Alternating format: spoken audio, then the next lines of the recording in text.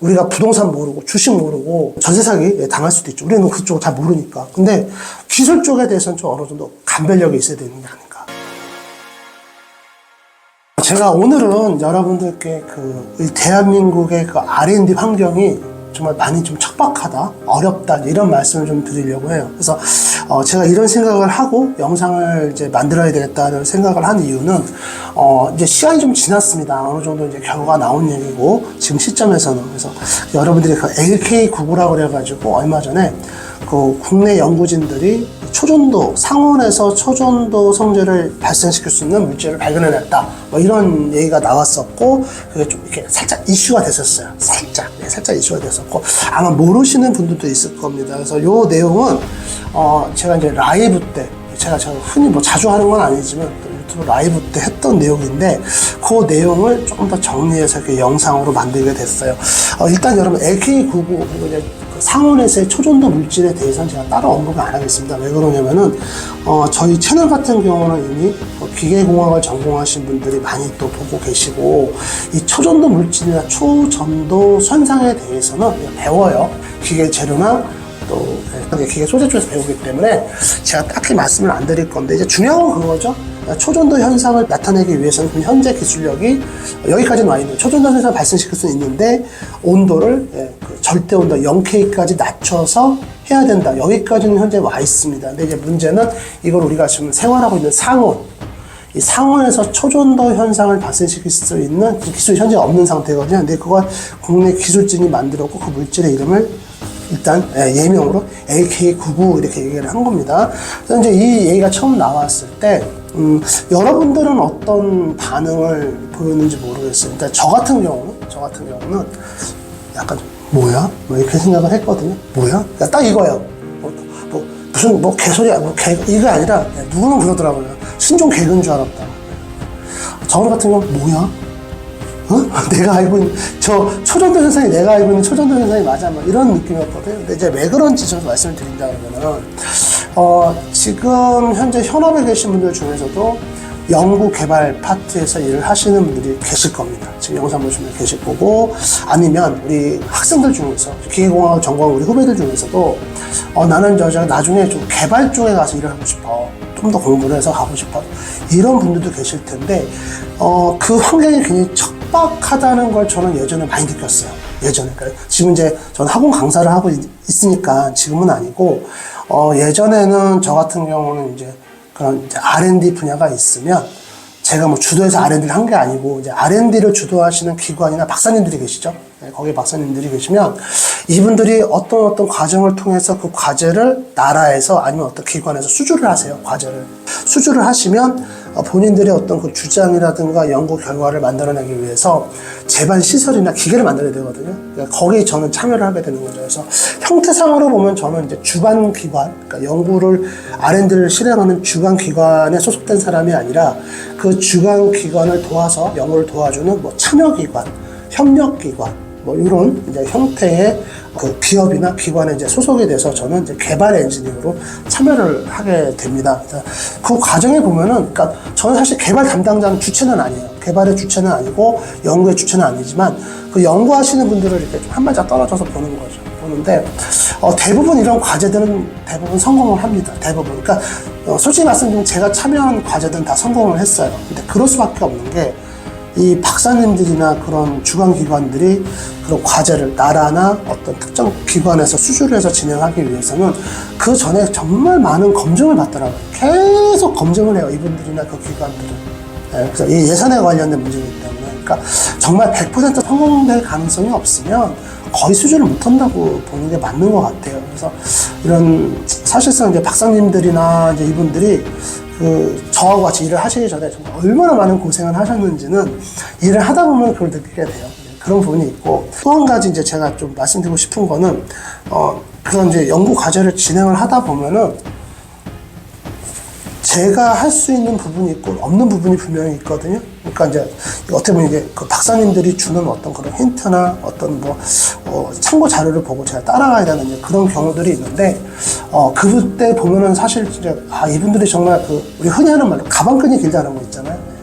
가방끈이 길다는 게 어떤 의미인지, 이게 정말, 그리고 정말 이게 무서운 일이구나, 중요한 일이구나, 이런 걸 느낍니다. 그래서, 이건 뭐 여담이긴 한데, 요즘 그 대학원에 진학하시는 분들, 공부를 많이 하시는 분들에 대해서 약간 조금 이렇게 좀 비관적인 얘기들 많이 나오고 하는데, 저는 좀 그런 분들한테 좀 힘을 드리는 말씀으로, 위로 올라가면 올라갈수록 이 가방끈이 정말 중요하다. 그건 여담을 한번 말씀드리고 시작합니다. 그럼 이제 본격적으로 제가 왜 그런 과정에서 이 우리나라 R&D 환경이 이제 척박하다고 하는지 이제 그 말씀을 드리려고 하는데요. 첫 번째 이유는, 그런 R&D 환경에서 뭐 똑같은 기계를 만들어도 그런 R&D 환경에서 기계를 만들게 되면 어떤 걸 느끼게 되냐면은 정말 우리나라가 그 기초과학이 부실하다, 약하다, 그런 말씀 들어보셨을 거예요, 여러분들. 그걸 정말 뼈저리게 느낍니다. 예, 그러니까 뭐 어떤 자료 하나를 찾아도요, 국내 자료가 없어요. 예, 국내 자료가 없고 다 해외 자료고, 그러니까 접근성도 떨어지고 접근했다고 해도 정말 우리가 원하는 자료, 최신 자료를 구하는 건 거의 불가능해요. 그러니까 이거는 뭐 우리가 돈을 주고 산다고 해도 안 줍니다. 대부분 옛날 거, 예, 좀 오래전 거, 그 이전 버전 거, 예, 그런 거를 이제 우리가 구할 수밖에 없어요. 그럼 하다 보면은 진짜 뭐 논문이라든가, 예, 과거 했던 과제 수행 어떤 그런 데이터베이스를 찾아봐도, 정말 우리나라의 그 기초과학이라고 이제 수학, 물리, 화학 이런 것들, 생물 그런 것들인데, 이런 것들의 자료가 너무 없다. 정말 우리나라는, 이들 정말 너무 약하구나. 이걸 정말 뼈저리게 느낍니다. 그런 이유가 첫 번째 하나가 있고요. 두 번째는 확실히 예산이 작아요. 그러니까 이제 그런 말씀 드리면 여러분들 오해를 좀 안 하셨으면 좋겠는 게, 우리나라가 R&D에 투자하는 금액이나 절대적인, 그러니까 총량은 증가를 한 게 맞죠. 계속 증가를 했고, 그 부분에 대해서는 누구나 뭐 다 동의를 합니다. 동의를 하는데, 문제는 뭐냐면 이걸 굉장히 많은 분들한테 혜택을 가게 하려고 하다 보니까 많이 쪼개요. 큰 어떤 대형 프로젝트가 없습니다. 그러니까 어떤 큰 대형 프로젝트, 중장기 프로젝트는 대부분 기업에서 하고 있지, 이런 이제 정부라든가 이런 데서 하기는 좀 어려운 것 같아요. 왜 그러면 이제 많은 사람들 기회를 줘야 되고, 이 R&D를 통해서 이제 어떤 거를 이제 발전의 도약, 디딤돌의 어떤 역할을 시키려고 하는 그런 의도가 있어서 그런지 몰라도 굉장히 좀 잘게 쪼개가지고, 제가 진행했던 뭐 과제들 중에서 보면은 뭐 한 4억, 2억, 4억 사이 이제 이렇게 왔다 갔다 하는 그런 장비들 만들면은, 그런 이제 같은 계열에서 하시는 분들 같은 경우는, 되게 뭐 금액이 크다고 되게 놀래고 막 그래가지고 4억짜리를 갖다가, 뭐 이래요. 근데 진짜 1년에 그 5천만 원짜리 그 장비를 갖고 총 예산이 5천만 원짜리 과제도 진짜 수두룩하거든요. 수두룩합니다. 그러니까 그런 거를 보고 있다 보면은, 정말 이게, 우리나라가 R&D 어떤 총량은 늘어났지만, 이게 어떻게 보면은 이제 거기에 이제 참여하는 사람들 많이 하고 혜택을 많이 주고, 뭐, 정책적 홍보 효과 때문에 이제 그렇게 할 수는 있겠지만, 정말 작다. 그리고 이제 중장기 연구과제는 역시 기업에서 지도를 하고 있는 형태구나라고 하는데, 또 기업 같은 경우는 또 본인들의 어떤 그 사업의 바운더리가 아니면 이거를 이제 크게 확대를 못하니까 그 좁은 부분에 계신 분들이 참여할 수 있는 그런 기회를 얻게 되겠죠. 그래서 그런 부분이 좀 있습니다. 그런 부분이 좀 안타깝게 보였고요. 그 다음에 이제 세 번째는요, 이 연속성이에요. 이게 무슨 얘기냐면은, 국가가 주도하는 그런 R&D 분야에 이제 많은 분들이 참여를 하시다 보니까, 이게 그냥 쭉 가야면 좋은데, 또 나라에서 어떤 예산 편성할 때 어떤 효율성, 그 다음에 이제 그때 사회에 이슈가 되는 부분에 좀 이렇게 예산이 편중되는 그런 현상이 있습니다. 그래서 뭐 단적인 예지만 제가 경험했던 일 중에 하나가 뭐냐면, 제가 참여했던 프로젝트나 그 연구과제가 잘 진행이 되고 있었는데, 그 당시에 그 몬스터고라고 하는 이제 게임이죠. 게임이 이제 갑자기 선풍적인 인기를 확 끕니다. 그래서 이 말씀을 드리면 대충 아시는 분은 아실 거예요. 그게 대충 언제쯤인지. 몬스터고라고 하는 이제, 포켓몬고죠. 몬스터고.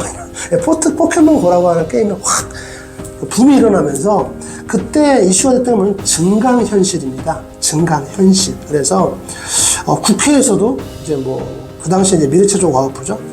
국감을 하는데, 국회의원들이 대놓고 물어본 거죠. 장관한테. 우리는 이런 거 못합니까? 증강현실을 우리 못 만들어? 이렇게 나와요. 그러니까 장관님들이 또 무한대로 할 수는 없잖아. 그 중에서. 그러니까, 할 수는 있는데, 뭐가 안 되고, 뭐가 좋아. 예산 편성을 그쪽으로 간 거죠. 그래서 일단은 예산 편성을 하는 과정에서는 시간이 걸리니까 기존 예산을 이렇게 돌리는 거예요. 그러니까 제가 진행했던 프로젝트가 취소된 건 아닌데 일단 보류. 이게 되는 겁니다. 근데 말이 보류지 이게 뭐 귀약이 없잖아요. 그러다 보니까 좀 흐름을 탄다, 유행을 탄다. 그러니까 이 기술이 유용하다, 유용하지 않다 이런 어떤 검토도 중요하지만 사실 그런 정책을 피시는 분들한테는 이걸 했을 때 국민들한테 아니면 대중들한테 얼마나 만족도를 줄 수 있냐, 우리가 일을 잘하고 있다고 홍보가 됐습니다. 이것도 되게 중요한 것 같아요. 예, 그래서 이런 것들이 갑자기 탁 끊어져 버리고, 예, 거기 참여했던 회사나 연구원들은 좀 뭐지? 잠깐 딴 거 하고 있어야 돼, 이렇게 나오고. 근데 저 같은 경우는 그거 안 하면 뭐 딴 거 해도 되는 거고, 저도 굳이 막 R&D 과제 같은 경우는 뭐 좀 그렇습니다. 뭐 좀 투자한 거에 비해서 이렇게 남는 게 많이 없어요. 그러다 보니까 저도 뭐 이거 안 하면 뭐 딴 거 하면 되지라고 하고, 저희 회사도.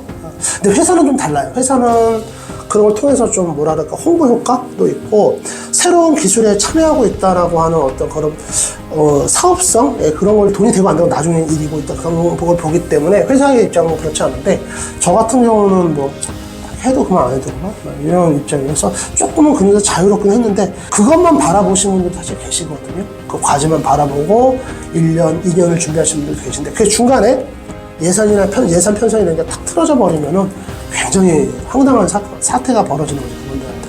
그래서 이 세 가지가 우리나라의 어떤 R&D 환경을 좀 어렵게 되는지 그런 게 아닌가 싶고요. 지금 저는 생각하고 있는 결론이 그 LK99가 처음 나왔을 때 제가 왜 뭐야? 내가 잘못 들은 거야? 이렇게 했던 그 이유는 사실 그겁니다. 그 LK99 같은 초전도 물질은요, 저도 뭐 자세히 이게 정말로 상온에서 그런 초전도 현상이 나타나는 그런 물질이 정말 발견되면 우리 사회에 어떤 뭐 현상이 발생을 할까라고 하면, 저도 뭐 그 분야에 또 깊숙하게 들어있는 전문가는 아니기 때문에 대략적으로 생각을 하게 되면은 발전소가 지금의 한 절반 이하로 줄어들어도 되고, 그죠? 예. 그 다음에 우리의 어떤 삶 속에 있어서 가전제품부터 해서 뭐 운송 장비들, 또 현장에 있는 많은 기계 장비들이 다 바뀔 겁니다. 싹 다 바뀔 거예요. 그 정도는 저도 이해는 하고 있습니다. 그만큼 중요한 발견이고, 제가 예전에 어떤 그 과제를 하다가 이제 논문 찾다가 본 그런 한 몇 주의 기사가 있는데, 지금 그게 생각이 나더라고요, 그 얘기 들으면서. 만약 상온에서 초전도 현상을 발생시키는 수 있는 물질을 발견해낸다 그러면은, 인류가 청동기에서 철을 넘어왔잖아요. 철을 넘어오는 그 과정이 일대 변혁이었는데, 청동기에서 철기로 넘어오고 그 위에 산업혁명, 1차, 2차 산업혁명을 다 합친 것만큼의 혁명이 일어날 것이다 라고 예언을 했거든요. 정말 그렇지 않을까 싶습니다. 그 정도로 중요한 물질인데, 이게 처음 얘기가 나왔을 때 과연 그것이 우리 대한민국에서 나올 수 있을까 하는, 그게 제 의식에 깔려 있었던 것 같아요. 그래서 처음부터 좀 아니지 않나 그런 생각을 했고, 그런데 그 와중에도 이제 뭐 외국에 있는 어떤 연구기관이나 대학에서 실제로 그 논문과 그 내용을 검사하러 우리 대한민국으로 오고 그런 과정을 봤는데, 뭐 결론은 거의 나와 있는 상태였고, 그것 때문에 일부 주식시장에 요동을 치긴 했지만, 대부분 결과는 다들 예상하지 않으셨을까 싶습니다. 그래서 제가 뭐 대한민국이 뭐 이렇다 이렇게 욕하고 좀 비하하는 건 아니고요.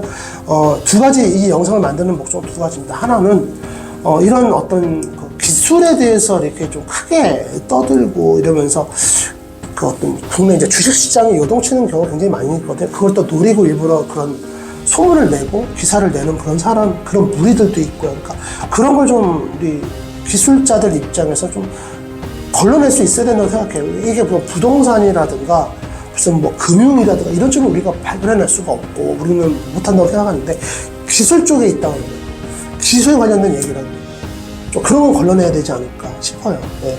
비등한 얘기가 뭐가 있냐면은 메타버스. 여러분들 한 3년 전까지만 해도 메타버스 뭐 얘기 안 하면은 그 당시에 이제 뭐 선거도 있었고 무슨 뭐 퀴즈나 이런 거 보면요, 뭐 쓸데없이 괜히 메타버스 한 줄 두 줄 들어가 있어야 되고 약간 그랬던 시절이 있었거든요. 이걸 얘기 안 하면 이 사람은 도태된 사람이야, 막 이렇게 됐어요. 예. 여러분들은 어땠는지 모르겠죠. 근데 지금 메타버스 보십시오. 어디다 써먹어야 될지 몰라가지고 지금 뭐 하여튼 그러고 있죠. 예. 그때 그거 관련해서 투자받는 회사도 굉장히 많습니다. 그런 것도 있죠. 그러니까 일반 사람은 몰라도 그런 거는 우리가 구별을 해야 되지 않는가. 그 정도는 우리가 부동산 모르고 주식 모르고, 예. 뭐 전세 사기는 당할 수 있지만, 이런 얘기는 좀 하게 됩니다. 하여튼 뭐 이제 그냥 전세 사기 당할 수도 있죠. 우리는 그쪽을 잘 모르니까. 근데 기술 쪽에 대해서는 좀 어느 정도 감별력이 있어야 되는 게 아닌가. 네, 그런 생각을 좀 하면서 이 말씀을 좀 드리게 됐습니다.